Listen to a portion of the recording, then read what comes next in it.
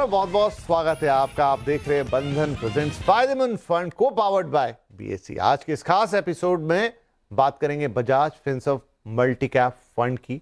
ये एक ऐसा इक्विटी फंड है जो आपके पैसे को एक ही जगह नहीं बल्कि लार्ज कैप, मिड कैप और स्मॉल कैप तीनों सेगमेंट्स में डाइवर्सिफाई करता है। यानी एक ही फंड में आपको पूरा मार्केट एक्सपोजर मिल जाता है। पर अब सवाल यह है कि इस फंड की इन्वेस्टमेंट स्ट्रेटेजी क्या है, फंड मैनेजर किस अप्रोच के साथ पोर्टफोलियो को मैनेज करते हैं और मार्केट के अलग अलग फेजेस में ये फंड कैसे परफॉर्म करने की कोशिश करता है। इन सभी बातों को विस्तार से समझाने के लिए आज हमारे साथ जुड़ रहे हैं बजाज फिनसर्व एसेट मैनेजमेंट के इक्विटी हेड सौरभ गुप्ता। और फंड की डिटेल में जाने से पहले हम समझेंगे कि इस वक्त ओवरऑल मार्केट का आउटलुक कैसा है और फंड पे भी ढेर सारी बातें होंगी। तो कुल मिला के आपको इस पूरे कार्यक्रम में आधे घंटे के अंदर ये जानने को मिलेगा कि आप मार्केट को कैसे देखें, इस फंड को कैसे देखें और इन दोनों के नजरिए से ओवरऑल जो इक्विटी का इकोसिस्टम है उसको कैसे समझेंगे। तो सौरभ सर, शुरुआत करते हैं, थोड़ा पहले मार्केट की बात कर लेते हैं। और देखिए इस समय तो मार्केट की दशा, दिशा, हालत जो भी आप कहें, मतलब वो मल्टी डायमेंशनल हो गई है। कभी इधर तो कभी उधर, कभी ऊपर। किसी दिन ऐसा लगता है मार्केट का मूड काफी अच्छा है, फिर कोई घटना घटती है या कोई खबर आ जाती है, तो मतलब बहुत न्यूज सेंसिटिव मार्केट है। ऐसे मार्केट में एक निवेशक को क्या अप्रोच रखनी चाहिए? सबसे पहले तो धन्यवाद विपिन, हमें आमंत्रित करने का आपके कार्यक्रम में। देखिए, आपने बिल्कुल सही कहा कि बड़ा इवेंट बेस्ड है मार्केट नियर टर्म में। ऐसे समय पे जो इवेंट है वो क्रूड प्राइसेस है हमारे लिए सबसे इम्पोर्टेंट। देखिए, वॉर हमारे लिए इतना रेलेवेंट नहीं है क्योंकि वॉर तो रशिया यूक्रेन का भी है, अजरबैजान और अर्मेनिया का भी था, हमें फर्क नहीं पड़ता था उससे इकोनॉमी वाइज। लेकिन क्योंकि हॉर्मुज का ब्लॉकेड क्रूड प्राइसेस और क्रूड अवेलेबिलिटी को इम्पैक्ट करता है और हम 85% ऑफ जो भारत का जो आयात क्रूड क्रूड है वो आयात होता है, तो उसका इम्पैक्ट हमारी इकोनॉमी पे स्ट्रेट अवे पड़ता है। करंट अकाउंट डेफिसिट पे पड़ता है, बैलेंस ऑफ पेमेंट पे पड़ता है और इन्फ्लेशन पे पड़ता है।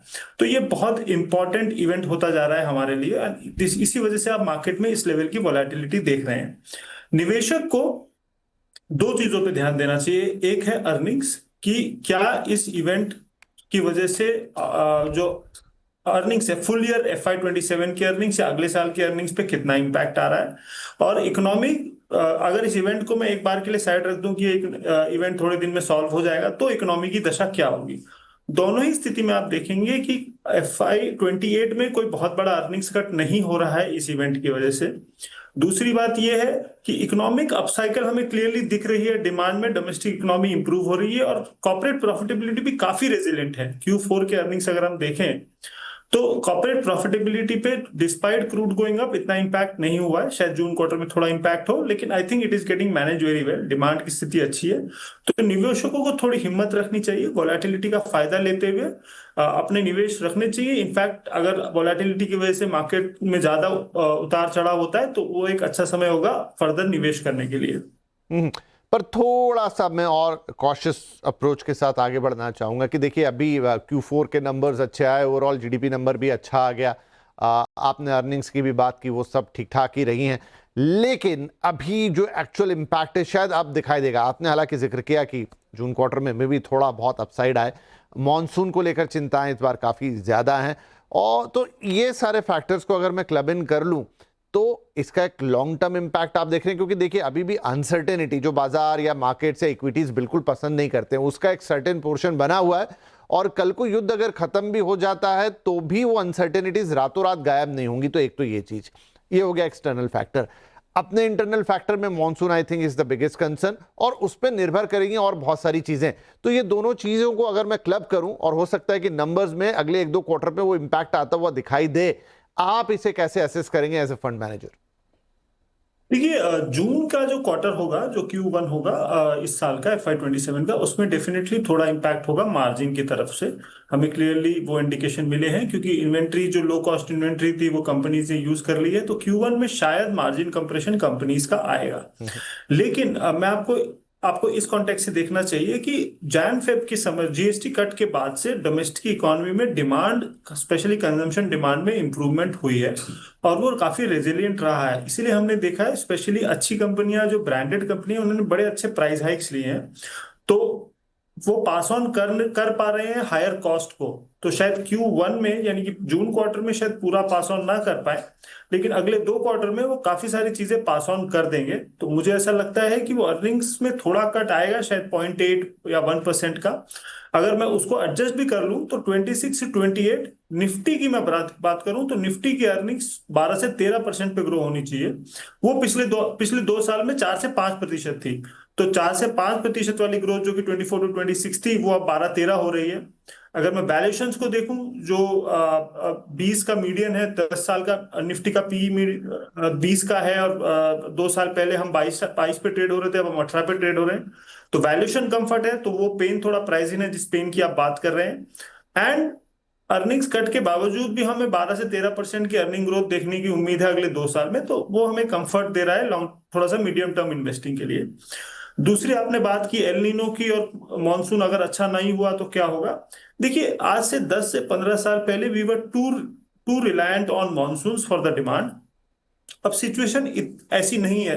until unless there is two consecutive monsoons, bad monsoons, हमने देखा है कि रूरल इकोनॉमी भी काफी रेजिलिएंट हो गई है, क्योंकि rural economy itself is not too reliant on agriculture, and irrigation facilities भी काफी अच्छी इंप्रूव हुई है। तो हमें ऐसा नहीं लगता कि बहुत नेगेटिव इम्पैक्ट होगा। अगर बारिश थोड़ी कम हुई तो पॉकेट्स में हो सकता है, लेकिन we believe we can sell through that. जी, एक सवाल और मैं आपसे पूछ लेता हूं मार्केट से रिलेटेड, वो है एफआईआईस। देखिए, हाल फिलहाल में सरकार ने भी, आरबीआई ने भी बड़े कदम उठाए कि एफआईआईस का पार्टिसिपेशन थोड़ा बढ़े, क्योंकि पिछली जो बड़ी बिग रैली आप कह लें, पोस्ट कोविड रैली कह लें, ड्यूरिंग कोविड रैली कह लें, उसमें एफआईआईएस का पार्टिसिपेशन एक मेजर रोल प्ले कर रहा था, और वो हम सब जानते हैं कि अपलिफ्ट करता है बाजार को, और जैसे ही उन्होंने हाथ खींचा है, बाजार थोड़ा स्ट्रगलिंग मोड में तो है, मतलब वो ओवरऑल कंडीशन को और खराब करता है। अब सरकार ने जो टैक्स में छूट दी है, आरबीआई ने जो थोड़ा और पॉलिसी लेवल पे रिलैक्सेशन दिया है, कितना उससे एफआईआई आएगा नहीं आएगा ये तो देखना पड़ेगा। लेकिन क्या हमारी डिपेंडेंसी, मार्केट की डिपेंडेंसी अभी भी उन पे इतनी है, और उनका होना ना होना मैटर करेगा बाजार के लिए?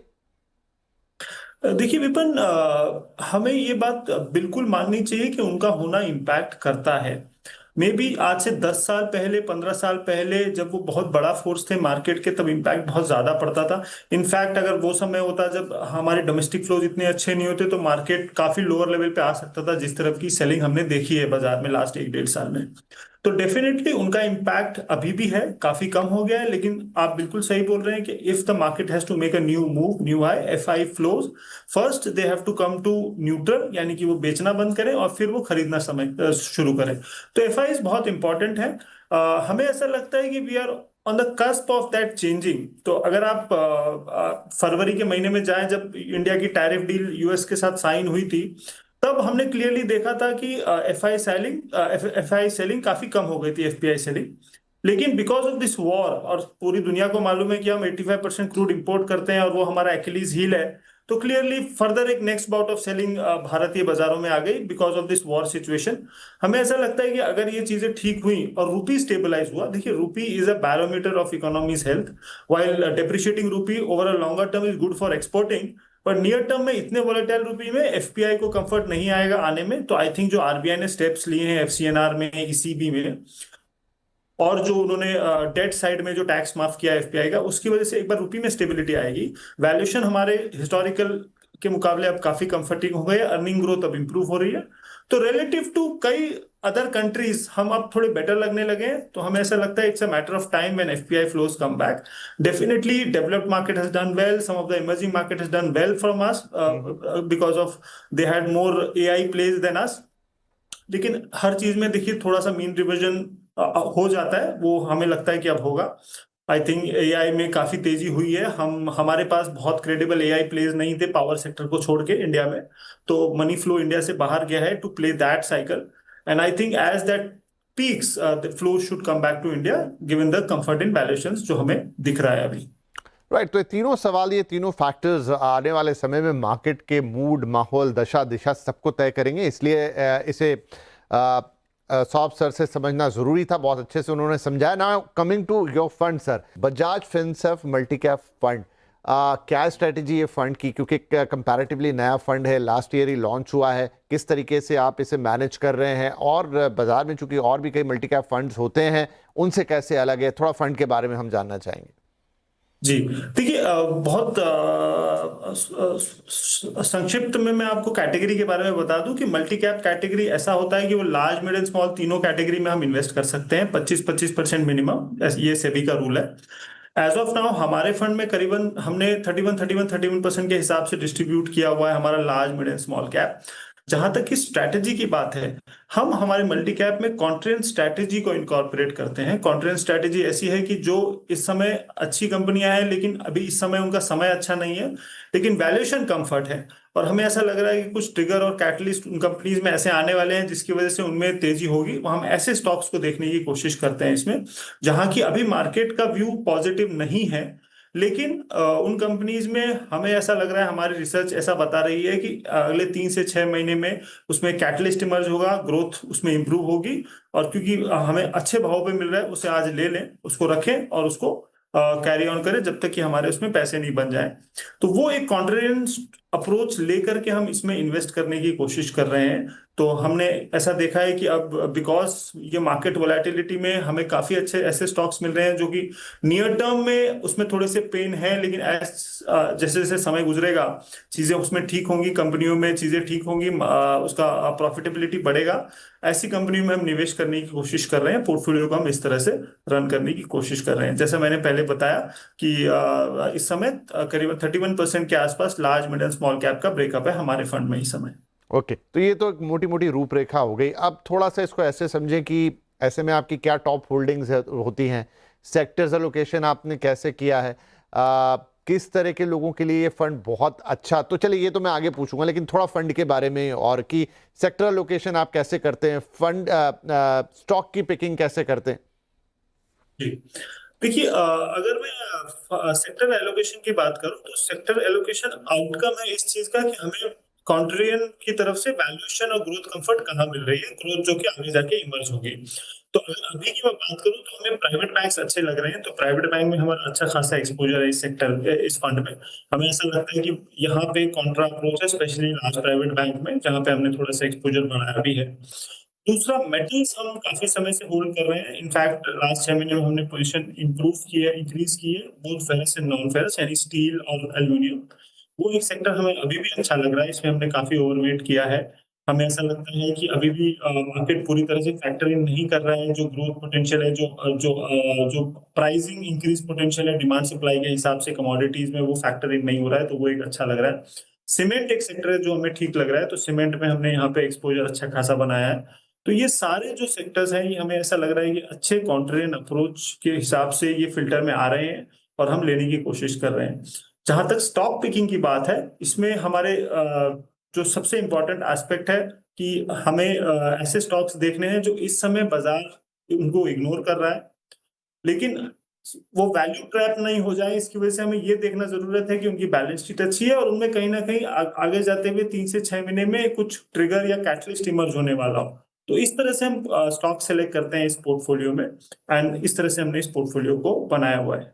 राइट, चलिए तो ये हो गई आप थोड़ा आपके फंड की बात। अब किन्हें इस तरह के फंड्स लेने चाहिए, क्या रिस्क इसके साथ एसोसिएटेड है, और कैसे होता है कि अगर कभी स्टॉक पिकिंग में कुछ ऐसा हो जाए जो आपकी सोच से बाहर हो, तो फिर फंड मैनेजर्स उसे कैसे मैनेज करते हैं। ये सारे सवाल लेंगे सौरभ सर से इस छोटे से ब्रेक के बाद।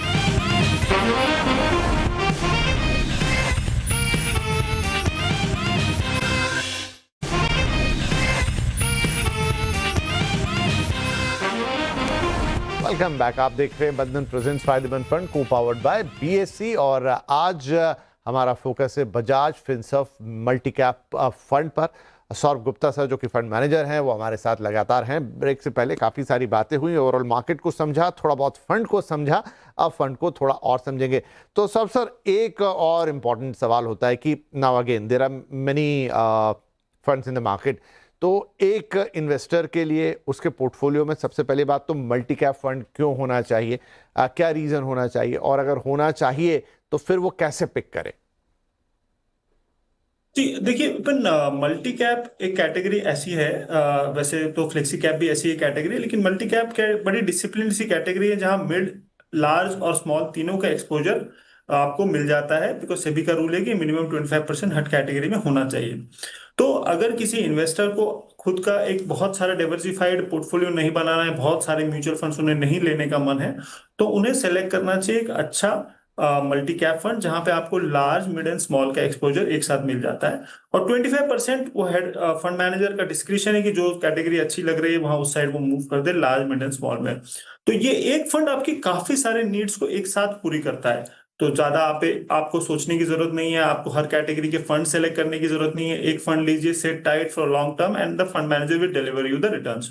तो ये इस नीड के लिए बहुत अच्छा है। चीजों आपके फंड म्यूचुअल फंड पोर्टफोलियो को काफी सिंपल रख सकता है ये फंड, तो इसके लिए इसे चुनना चाहिए। अब अगर हम आए कि हमें किस टाइप का फंड ये चुनना चाहिए, देखिए हम मार्केट में देखते हैं कई सारे जो फंड्स होते हैं वो बड़े स्टैटिक नेचर के होते हैं, यानी कि 25-25-25 जो सेबी ने दिया हुआ है उसमें काफी सारे फंड्स ऐसे हैं जो कि 50-25-25 रन करते हैं, यानी फिक्स्ड उनका 50% लार्ज कैप है, मिड एंड स्मॉल है, उस हिसाब से उसको रन करते हैं। हमारा अप्रोच ये है कि हमने वो 25 डिस्क्रिप्शन को काफी अच्छे से यूज किया है। हमने 31%, 32% तीनों कैटेगरीज में डाला हुआ है। एंड हम उस फ्लेक्सिबिलिटी को यूज करते हैं कि कभी हमें लगता है कि लार्ज कैप में बॉटम अप आइडिया ज्यादा अच्छे मिल रहे हैं तो हम बॉटम अप उधर मूव करते हैं, या फिर मिड में मूव करते हैं, स्मॉल में मूव करते हैं। तो वो डिस्क्रिप्शन को हम अच्छी तरह से यूज कर रहे हैं, पहली बात। दूसरी बात यह है कि क्योंकि हम कॉन्ट्रारियन स्ट्रैटेजी को रन कर रहे हैं, वैल्यूएशन कंफर्ट हमारे लिए इस फंड में काफी इंपॉर्टेंट हो जाता है। तो हम इसमें काफी महंगे स्टॉक लेने की कोशिश नहीं करते, जिससे कि अगर हमसे मिस्टेक भी हो गई तो नुकसान ज्यादा नहीं होगा।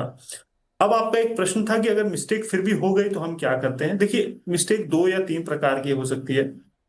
एक मिस्टेक तो ऐसी हो सकती है कि आपने कुछ अजम्पशंस किए कंपनी के बारे में, कुछ प्रोजेक्शंस किए, वो सही नहीं बैठे, अर्निंग्स उससे अच्छी नहीं आई या फिर उससे खराब आई। तो हम उसको रिव्यू करते हैं, चाहिए तो अगर कंपनी को मिल सकते हैं, मिलने के बाद हम देखते हैं कि वो जो कैटलिस्ट है या अर्निंग्स वो क्यों नहीं आए और आगे आने वाली है कि नहीं। अगर हमें लगता है कि वो वैसा जो हम सोच रहे थे वो प्ले आउट नहीं होगा तो हम उसमें स्टॉप लॉस ट्रिगर करते हैं। दूसरा जो गलती हो सकती है वो मैनेजमेंट की अंडरस्टैंडिंग में हो सकती है कि मैनेजमेंट कुछ ऐसा करे जो हमें गवर्नेंस स्टैंडर्ड से या फिर क्वालिटी ऑफ मैनेजमेंट के हिसाब से हमें अच्छा ना लगे। जैसे कि कुछ ऐसे बिजनेस में चले जाए जो हमें पसंद नहीं है, या फिर कुछ ऐसा करे जो गवर्नेंस स्टैंडर्ड से अच्छा नहीं है, तो उसके लिए भी एक स्टॉप लॉस मैकेनिज्म हम एग्जिट कर देते हैं। तो ये दो चीजें हैं, अगर हमसे गलती हुई तो हमारे पास एक स्ट्रिक्ट स्टॉप लॉस मैकेनिज्म जिससे हम एग्जिट करते हैं और उस पैसे को फिर हम किसी ऐसे स्टॉक में डालते हैं जहां पे इक्विटी रिटर्न हम बना सकें निवेशक के लिए। सौरभ सर, ये बताइए कि जब भी यूजुअली एक आम निवेशक फंड खरीदता है तो उसका एक मेजर क्राइटेरिया होता है कि जाके बस वो रिटर्न चेक कर लेता है। तो रिटर्न एक बड़ी यार्डस्टिक हो सकती है, लेकिन क्या सिर्फ रिटर्न से ही डिसाइड करेंगे कि आपको कौन सा फंड अच्छा है कौन सा नहीं है, या रिटर्न के अलावा और क्या देख सकते हैं? जी देखिए, सेबी ने काफी सारे चीजें बनाई हैं जो एक म्यूचुअल फंड को डिस्क्लोज करनी पड़ती हैं। उसमें रिस्क मैट्रिक्स होती है, स्टैंडर्ड डिविएशन होता है, शार्प रेशियो होता है। I think adjusted to risk returns हमें देखने चाहिए निवेशक को। जनरली वो चीज इग्नोर हो जाती है कि फंड्स कितने रिस्क ले रहे हैं रिटर्न देने के लिए। वो एक एस्पेक्ट देखना बहुत जरूरी है। दूसरी चीज जो हमें लगता है कि वो देखना चाहिए वो है कि जो प्रोसेस या जो प्रोडक्ट का जो डिजाइन है वो उसको फॉलो कर रहा है कि नहीं। जैसे कि अगर हम कॉन्ट्रेरियन स्ट्रैटेजी रन कर रहे हैं तो हमारा पोर्टफोलियो कॉन्ट्रेरियन के पोर्टफोलियो कैरेक्टरिस्टिक्स को दिखा रहा है कि नहीं दिखा रहा है, कहीं हम ग्रोथ स्ट्रैटेजी तो रन नहीं कर रहे हैं। तो ये सब चीजें देखने की जरूरत है, क्योंकि आप जब हिस्टोरिकल रिटर्न देख के इन्वेस्ट करते हैं तो फ्यूचर में वो रिटर्न आएगा कि नहीं और कितना रिस्क फंड मैनेजर ले रहा है वो भी हमें देखना चाहिए थ्रू शार्प रेशियो या स्टैंडर्ड डेविएशन।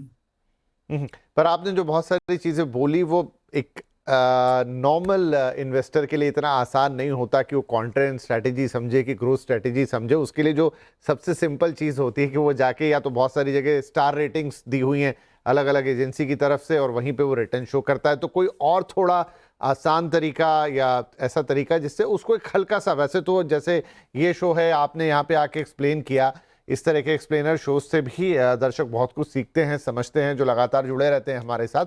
बट स्टिल अगर कोई दर्शक समझना ही चाहे तो क्या कोई और आसान तरीका हो सकता है? देखिए, वो अगर आपको एनालाइज करना है तो वो आपको रिस्क वगैरह तो देखने पड़ते हैं, उसके बिना तो थोड़ा मुश्किल है, या फिर आपको एक एडवाइजर पे रिलाई करना पड़ता है। लेकिन पोर्टफोलियो चर्न आप देख सकते हैं कि पोर्टफोलियो में चर्न कैसा है, पोर्टफोलियो का पी मल्टीपल। थोड़ा सा अगर आप मेहनत करें तो पी मल्टीपल आप समझेंगे। तो पोर्टफोलियो का अर्निंग्स ग्रोथ कैसा है, पोर्टफोलियो का पी मल्टीपल थोड़ा सस्ता होना चाहिए कॉन्ट्रा में कंपेयर टू अदर्स। उस तरह से चीजें हम छोटी चीजें देख के फिर हम डिसाइड कर सकते हैं कि वो पोर्टफोलियो आपके लिए आगे रिटर्न देगा कि नहीं देगा। ओके, ठीक है सर। देखिए, अभी कंपैरेटिवली तो फंड आपका नया है, तो मैं रिटर्न पे तो वैसी बात नहीं कहूँगा, और यूजुअली हमने देखा है कि फंड मैनेजर्स थोड़ा अवॉइड भी करते हैं कि रिटर्न पे बात ना करें, और I can understand that thing. लेकिन फिर भी हम उम्मीद करें कि अभी तो नया है, और एक यूजुअल टाइम, पहले तो वो टाइम फ्रेम बताइए कि एक व्यक्ति को एक कोई भी फंड लेने के बाद उसमें निवेशित रहना चाहिए। कई बार लोगों को बहुत बार ये भी लगता है, अब जैसे अभी जो मार्केट की स्थिति है, बहुत यूजुअल है कि लाल में चला जाए और अचानक से फिर आप अपनी एसआईपी रोक दें, और ये बड़ा कॉमन सा ट्रेंड है, और अक्सर हम इस पर लोगों को इन्फॉर्म करते हैं कि ऐसे समय पे एसआईपीज नहीं रोकनी चाहिए। बट फिर भी एक फंड में निवेश करने के बाद ऑन एन एवरेज कितने वक्त रुकना चाहिए, और किस तरीके से आप एक रिटर्न एक्सपेक्ट कर सकते हैं? देखिए, 3 साल जो है वो मिनिमम हमें रुकना चाहिए किसी भी फंड में अगर हम इन्वेस्ट कर रहे हैं, क्योंकि जो भी आप स्ट्रैटेजीज देख रहे हैं, जैसे फॉर एग्जांपल अगर हम कोई स्टॉक्स पिक करने की कोशिश कर रहे हैं और हम उसको FY 28 या अगले साल के अर्निंग्स के हिसाब से उसको लेने की कोशिश कर रहे हैं, तो वो जो भी हम जो स्टोरी या जो नंबर्स पे हम उसको लेने की कोशिश कर रहे हैं, उसको प्ले आउट करने में थोड़ा समय लगता है। तो 3 साल की मिनिमम अवधि है किसी भी एक्टिव इक्विटी स्ट्रैटेजी को जो फंड मैनेजर करने की कोशिश कर रहा है वो डिलीवर करने के लिए। तो 3 साल एक मिनिमम पीरियड है जो कि एक निवेशक को रखना चाहिए दिमाग में when he is looking at investing in equity funds. ठीक है। एंड फाइनली सर, मुझे ये बताइए कि अब यहाँ से आप, चूंकि फंड की बात हमने कर ली और सारे फंडामेंटल्स भी आपने समझा दिए, लेकिन आने वाले 2 क्वार्टर, 3 क्वार्टर या साल भर के लिए आप मार्केट को और फिर विज़ फंड के परफॉर्मेंस को कैसा देख रहे हैं? तो हमें ऐसा लगता है कि फर्स्ट हाफ थोड़ी वॉलेटिलिटी स्पेशली 1-2 महीने रह सकती है, लेकिन सेकंड हाफ से चीजें बहुत तेजी से इंप्रूव होनी चाहिए और आपको इक्विटी रिटर्न्स अच्छे मिलने चाहिए। जहां तक कि फंड के रिटर्न्स की बात है, फंड्स रिटर्न प्रॉमिस करना थोड़ा मुश्किल है, पर हमें ऐसा लगता है कि ऐसे समय पे जब इंटरेस्ट रेट्स हाई होते हैं, ऐसे समय पे जब थोड़ी वोलेटिलिटी ज्यादा होती है, Contra strategy does very very well. वो अपने लास्ट 6 मंथ्स में अगर आप फंड की फैक्ट शीट देखें तो आपको क्लियरली दिखेगा कि जैसे जैसे चीजें थोड़ी खराब हुई हैं इकोनॉमी वाइज ग्लोबली और इंटरेस्ट रेट्स ऊपर गए हैं, यील्ड्स ऊपर गए हैं, contra strategy start to do well. तो वैसा क्लियरली आपको दिख रहा है।